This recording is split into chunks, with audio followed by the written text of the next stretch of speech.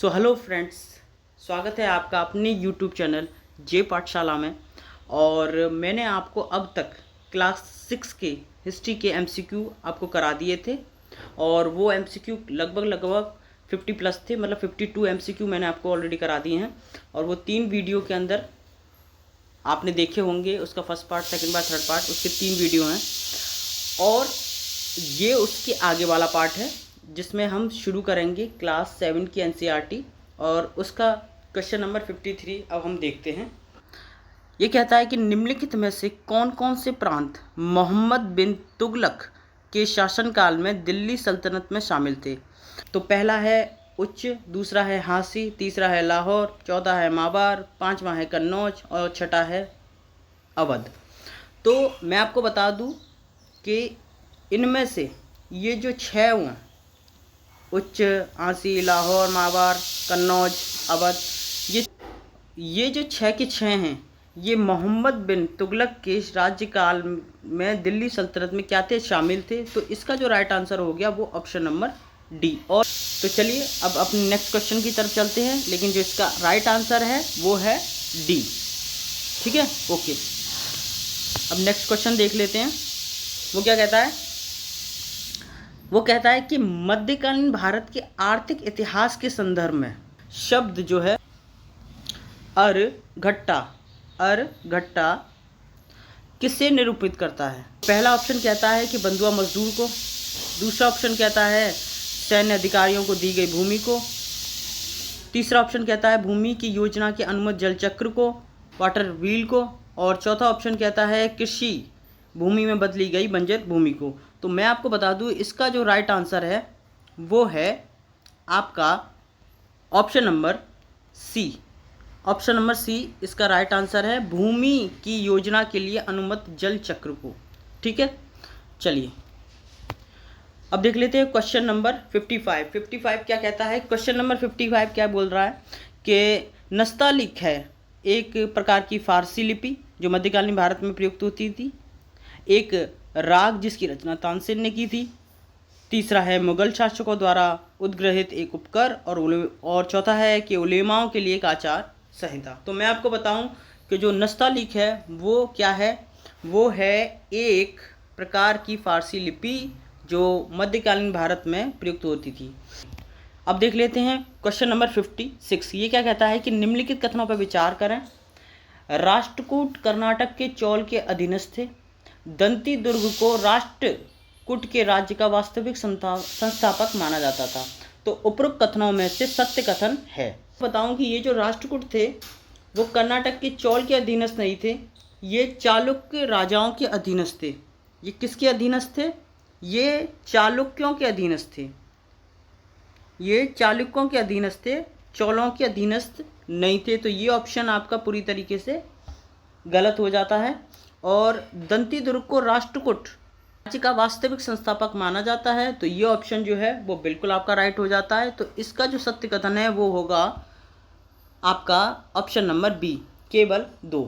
चलिए अब अगला क्वेश्चन देख लेते हैं। क्वेश्चन नंबर 57 क्या कहता है? क्वेश्चन नंबर 57 कहता है कि निम्नलिखित में से किसने राष्ट्रकूट राज्य की नींव रखी। जैसा कि अभी हमने क्वेश्चन में जो इससे पहले वाला क्वेश्चन था इसमें देखा था कि दंती दुर्ग को राष्ट्रकूट राज्य का वास्तविक संस्थापक माना जाता है। तो यहाँ इसका आंसर है कि ऑप्शन नंबर बी इसका राइट आंसर है। नेक्स्ट क्वेश्चन देखते हैं। अगला क्वेश्चन कहता है कि चोल काल में वेट्टी का अर्थ है भूमि जिसे मिलने वाला राजस्व अलग से ग्राम जलाशय के रखरखाव के लिए निर्धारित कर दिया जाता था। एक अकेले ब्राह्मण अथवा एक ब्राह्मण समूह को दान में दिए गए ग्राम, जबरन श्रम के रूप में लिया गया कर, या राजस्व वसूली करने वाले पदाधिकारी। तो मैं आपको बताऊं कि ये जो है इसमें राइट आंसर है आपका सी, जबरन श्रम के रूप में लिया गया ये कार्य था। कहाँ पे? चोल काल में वेट्टी जो था वो जबरन रूप से लिया जाता था। किसके बदले में? जबरन श्रम के रूप में लिया गया कर था। ठीक है, याद रखिएगा। अब इसका नेक्स्ट क्वेश्चन देख लेते हैं क्या कहता है। क्वेश्चन नंबर 59 क्या कहता है? भारत के इतिहास में निम्नलिखित घटनाओं पर विचार कीजिए। राजा भोज के अधीन प्रतिहारों का उदय हुआ, महेंद्र वर्मन प्रथम के अधीन पल्लव सत्ता की स्थापना हुई, परांतक प्रथम द्वारा चोल सत्ता की स्थापना हुई और गोपाल द्वारा पाल राजवंश की स्थापना हुई। तो हमें ये पता होना चाहिए कि कौन सा राजा कब आया। तो पहले ये देख लेते हैं कि राजा भोज जो है उसका सन देख लेते हैं कि वो किस सन में था। भोज के अधीन प्रतिहारों का जो उदय है वो लगभग 836 के आसपास माना जाता है, ठीक है। और दूसरा बात है जो आपका महेंद्र वर्मन है, महेंद्र वर्मन प्रथम के अधीन पल्लव सत्ता की जो स्थापना है वो लगभग मानी जाती है 600 के आसपास। और परांतक प्रथम द्वारा चोल सत्ता की स्थापना जो है वो मानी जाती है लगभग 907 के आसपास। और गोपाल के द्वारा जो इस वंश की स्थापना है उसका समय माना जाता है लगभग 750 के आसपास।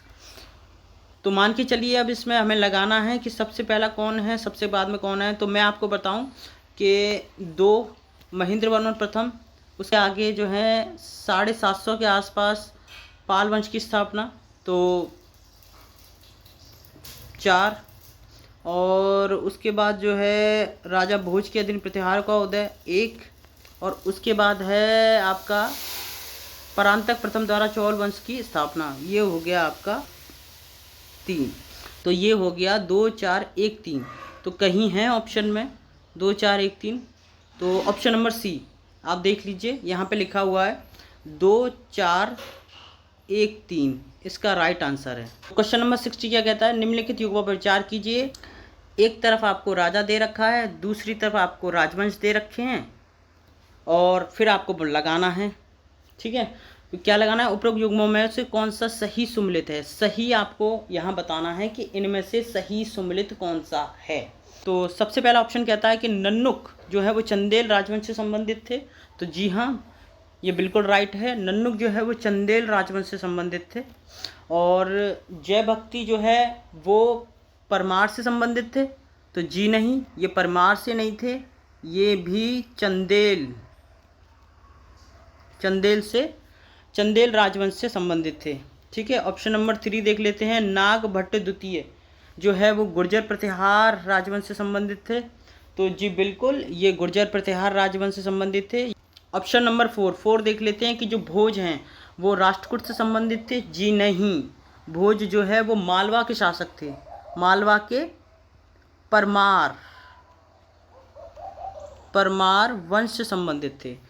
तो नन्नुक जो है वो चंदेल वंश से संबंधित थे।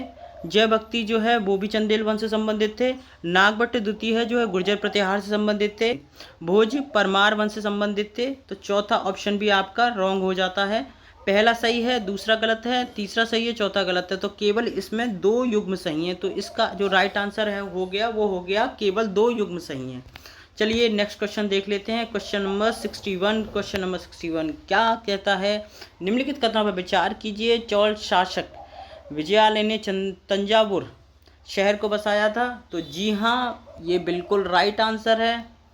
चोल चालुक्यों के मातहत, तो मातहत मतलब होता है सामंत। क्या सामंत समझते हैं, फ्यूडल लॉर्ड्स हैं, तो सामंत थे। तो मैं आपको बताऊं, चालुक्य चोल जो है वो चालुक्यों के सामंत नहीं थे, वो किसके थे, वो थे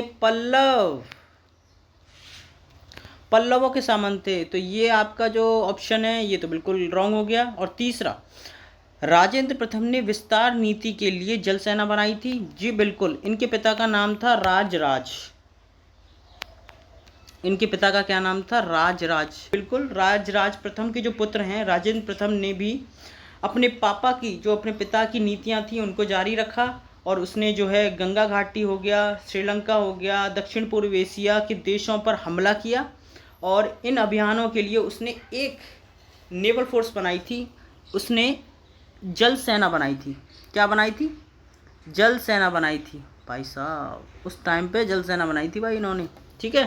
तो याद रखिएगा।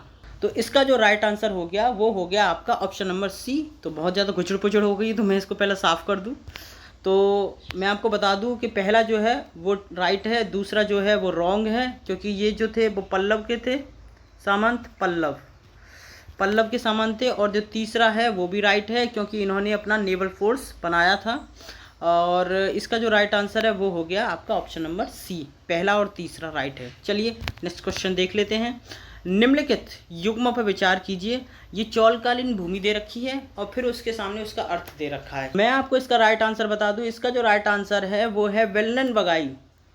वेल्लन बगाई मतलब कि गैर ब्राह्मण किसान स्वामी को दी गई भूमि है ये, ठीक है, तो इसको याद रखिएगा। मैं आपको बता दूं कि ये जो भूमि है शाला भोग, ये किसी विद्यालय के रखरखाव के लिए दी जाती थी ये भूमि, ना कि ये मंदिर के उपहार में दी जाती थी।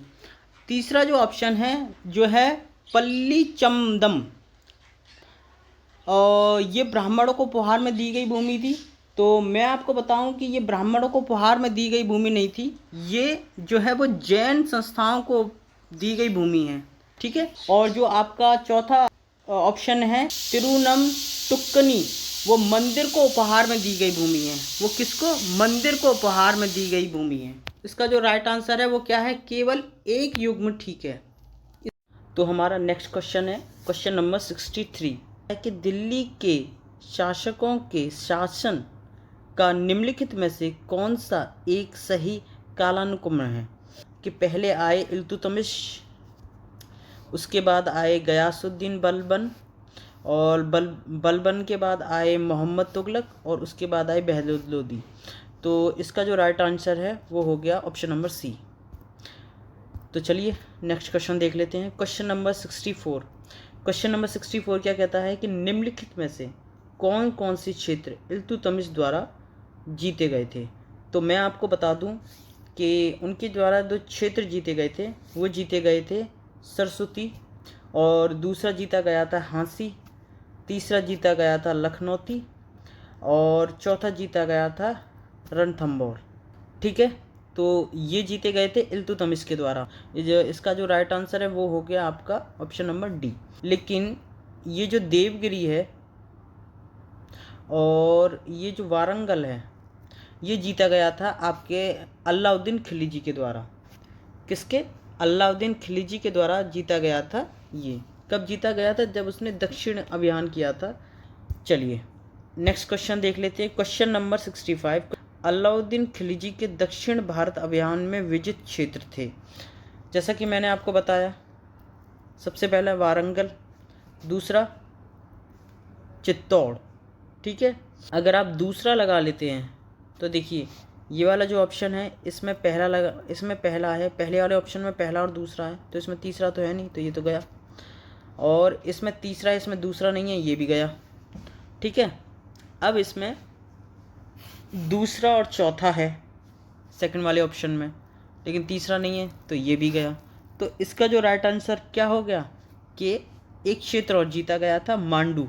तो इसका जो राइट आंसर हो गया वो हमने निकाल लिया, मांडू। पहला, दूसरा और तीसरा, मांडू, वारंगल, चित्तौड़ जो है किसके द्वारा जीते गए थे? अलाउद्दीन खिलजी के दक्षिण अभियान में उसने मांडू, वारंगल और चित्तौड़ को विजय किया था, ठीक है। इस बात को याद रखना है। नेक्स्ट क्वेश्चन देख लेते हैं। क्वेश्चन नंबर 66 क्या कहता है कि निम्नलिखित कथनों पर विचार कीजिए। पहला स्टेटमेंट कहता है कि अलाउद्दीन खिलजी के काल में मंगोलों ने 2 बार हमले किए थे। दूसरा कहता है कि अलाउद्दीन खिलजी ने सैनिकों के लिए सीरी नामक गैरिसन शहर बनाया था, और अलाउद्दीन खिलजी ने सैनिकों को वेतन देने के लिए टोकन मुद्रा चलाई थी।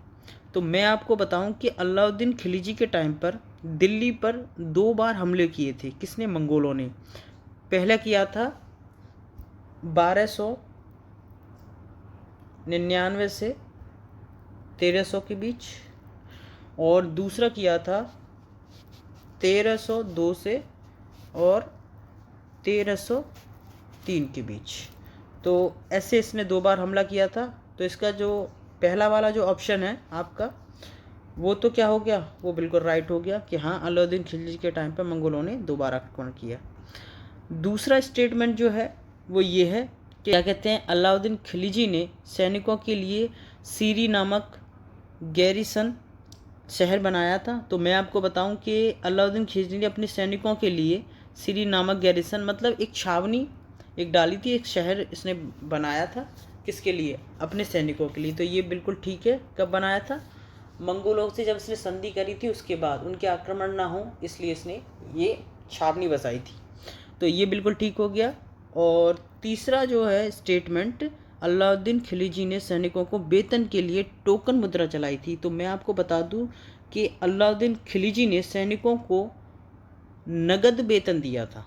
क्या दिया था? नगद वेतन दिया था, ना कि उसने जो है कोई टोकन मुद्रा चलाई थी। तो ये स्टेटमेंट पूरी तरह से रॉन्ग हो गया। आपका राइट आंसर है ऑप्शन नंबर ए, इसका राइट आंसर है। अब नेक्स्ट क्वेश्चन पे चलते हैं। क्वेश्चन नंबर 67 पढ़ लेते हैं कि चंगेज़ खां के अधीन मंगोलों ने भारत पर आक्रमण किया, किसके टाइम पर आक्रमण किया था? ये यूँ पूछ रहा है सीधे सीधे, इसके पूछने का मतलब ये है के टाइम पे हुआ था। ये हुआ था आपके इल्तुतमिश के टाइम पे। इसके शासनकाल में जो है मंगोलों ने भारत पर आक्रमण किया था। तो उसका जो है जो डेट है वो हुआ था आपका 1221 में। 1221 में इसने भारत पर आक्रमण किया था। अपने नेक्स्ट क्वेश्चन की तरफ चलते हैं। क्वेश्चन नंबर 68, दिल्ली की राजगद्दी पर अफगान शासकों के शासन का निम्नलिखित में से कौन सा सही कालानुक्रम है? दो ही अफगान शासकों ने अब तक जो है वो शासन किया है। पहले थे लोदी और दूसरा जो अफगान था वो था शेर शाह। समझ गए होंगे कि मैंने किसकी बात की है? शेर शाह सूरी की बात की है मैंने। तो ये दोनों अफगान थे। तो यहाँ पूछ रहा है ये कि दिल्ली की राजगद्दी पर अफगान शासकों के शासनकाल को निम्नलिखित कालानुक्रम में लगाओ, सही क्रम में लगा दो भैया। तो सबसे पहले जो है बहलोल लोदी, सिकंदर लोदी और फिर उसके बाद इब्राहिम लोदी, ये है इसका राइट आंसर। चलिए नेक्स्ट क्वेश्चन देख लेते हैं। 69 क्या कहता है कि निम्नलिखित कथनों पर विचार करें। दिल्ली सल्तनत के राजस्व प्रशासन में राजस्व वसूली के प्रभारी को आमिल कहा जाता था। दिल्ली के सुल्तानों की इकतर प्रणाली एक प्राचीन देशी संस्था थी। तीसरा, मीर बख्शी का पद दिल्ली की खिलजी सुल्तानों के शासनकाल में अस्तित्व में आया। कि ये जो पहला स्टेटमेंट है आपका, कि दिल्ली सल्तनत में राजस्व प्रशासन के अंतर्गत राजस्व वसूली के जो प्रभारी था उसको आमिल कहा जाता था। तो ये जो स्टेटमेंट है ये आपका स्टेटमेंट बिल्कुल राइट है। आमिल का मतलब होता है कि गांव की भूमि से जो राजस्व वसूल करता है उस व्यक्ति को आमिल कहा जाता है। तो ये बिल्कुल ठीक है। और जो दूसरा स्टेटमेंट है कि इकतरा प्रणाली की जो शुरुआत थी वो क्या कहते हैं, एक प्राचीन देशी संस्था है। तो मैं आपको बता दूं कि ये स्टेटमेंट आपका बिल्कुल रॉन्ग है। इकता प्रणाली की जो शुरुआत है वो सल्तनत काल में हुई थी। जब इकता प्रणाली की शुरुआत ही सल्तनत काल में हुई थी तो ये प्राचीन संस्था तो हो ही नहीं सकती। तो ये स्टेटमेंट तो आपका रॉन्ग हो गया। और ये शुरू किसके टाइम पे हुई थी? ये शुरू हुई थी आपके इल्तुतमिश के टाइम पर। तो इल्तुतमिश ने क्या किया था? इसकी शुरुआत की थी। तो इसलिए ये स्टेटमेंट तो बिल्कुल रॉन्ग हो गया। तीसरा स्टेटमेंट कहता है कि मीर बख्शी का पद दिल्ली के खिलजी सुल्तानों के शासनकाल में अस्तित्व में आया। तो मीर बख्शी का जो पद है वो मुगल काल में अस्तित्व में आया था। ठीक है, ये जो मीर बख्शी का पद है ये मुगल काल में आया था अस्तित्व में। तो ये स्टेटमेंट भी आपका जो है वो पूरी तरीके से रॉन्ग हो गया, क्योंकि इसका जो राइट आंसर वो हो गया आपका पहला, केवल एक। चलिए तो क्वेश्चन नंबर 70 देख लेते हैं। प्राचीन इतिहास के संदर्भ में निम्नलिखित कथनों पर विचार कीजिए। भारत पर पहला मंगोल आक्रमण जलालुद्दीन खिलजी के शासनकाल में हुआ। दूसरा स्टेटमेंट कहता है कि अलाउद्दीन खिलजी के राज्यकाल में एक मंगोल आक्रमणकारी दिल्ली तक आ पहुंचा और उस पर घेरा डाला। और तीसरा स्टेटमेंट कहता है कि मोहम्मद बिन तुगलक मंगोलों से अपने राज्य के कुछ उत्तरी पश्चिमी भाग अस्थायी रूप से हार गए थे। पहला जो स्टेटमेंट है कि भारत पर पहला मंगोल आक्रमण जलालुद्दीन खिलजी के शासनकाल में हुआ, तो ये तो पूरी तरीके से गलत है। वो पहला जो आक्रमण है वो इल्तुतमिश के समय किया गया था। दूसरा स्टेटमेंट कहता है कि अलाउद्दीन खिलजी के शासनकाल में एक मंगोल आक्रमणकारी दिल्ली तक आ पहुंचा और उस शहर पर घेरा डाला। ये जो स्टेटमेंट है बिल्कुल राइट है। 1303 में मंगोल आक्रमणकारी तारंगी, कौन?